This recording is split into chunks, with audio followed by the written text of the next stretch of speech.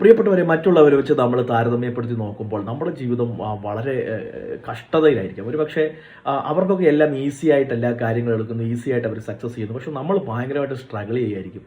ഞാൻ പറയട്ടെ, നമ്മൾ ഇവരെ ഒന്നും നോക്കേണ്ട കാര്യമില്ല. നമുക്ക് ഈ ഭൂമിയിൽ ലഭിച്ചിരിക്കുന്ന സ്ട്രഗിൾസ് ഇതാണ്. ഈ കഷ്ടത നമുക്ക് കിട്ടിയതാണ്.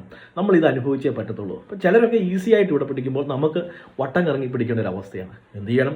വട്ടം കറങ്ങിയാലും എനിക്ക് അവിടെ പിടിക്കാൻ കഴിയും എന്ന് ചിന്തിക്കുക. അല്ലാതെ അവർക്ക് എളുപ്പമായി ഇവർക്ക് എളുപ്പമായി എന്ന് പറഞ്ഞാൽ എനിക്ക് എളുപ്പമല്ല എന്നുള്ളതാണ് സത്യം. അതുകൊണ്ട് അവർക്ക് എളുപ്പമായതുകൊണ്ട് ഞാൻ കിടന്ന് കരയുക എന്നുള്ളതല്ല, ഞാനും ആ ലക്ഷ്യസ്ഥാനത്ത് എത്തുക എന്നുള്ളതാണ്. ചിലർക്ക് ലൈഫ് ഭയങ്കര ഈസിയാണ്, ചിലർക്ക് ലൈഫ് ഭയങ്കര ഹാർഡാണ്. അപ്പം ഞാൻ പറയുന്നു ഇതെൻ്റെ റൈറ്റ് ഹാൻഡ് എന്ന് പറയുമ്പോൾ നിങ്ങൾ പറയും ഇത് ഒരിക്കലും നിങ്ങളുടെ റൈറ്റ് ഹാൻഡ് അല്ല. കാരണം നിങ്ങൾ എനിക്ക് ഓപ്പോസിറ്റ് തിരിഞ്ഞ് നിൽക്കുമ്പോൾ നിങ്ങൾക്കിത് ലെഫ്റ്റാണ്.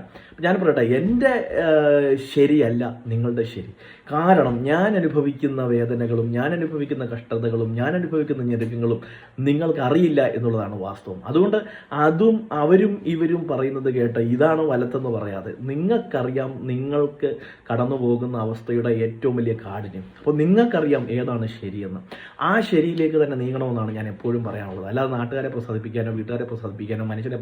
കാരണം നിങ്ങളുടെ വേദനയും നിങ്ങളുടെ പെയിനും അറിഞ്ഞ് നിങ്ങൾക്ക് എന്ത് റൈറ്റ് ഡിസിഷൻ എടുക്കണമെന്ന് നിങ്ങൾക്ക് മാത്രം അറിയാവുന്ന കാര്യമാണ്. അതുകൊണ്ട് മേക്ക് യുവർ കറക്റ്റ് ഡിസിഷൻ എന്ന് ഞാൻ എപ്പോഴും പറയാറുണ്ട്.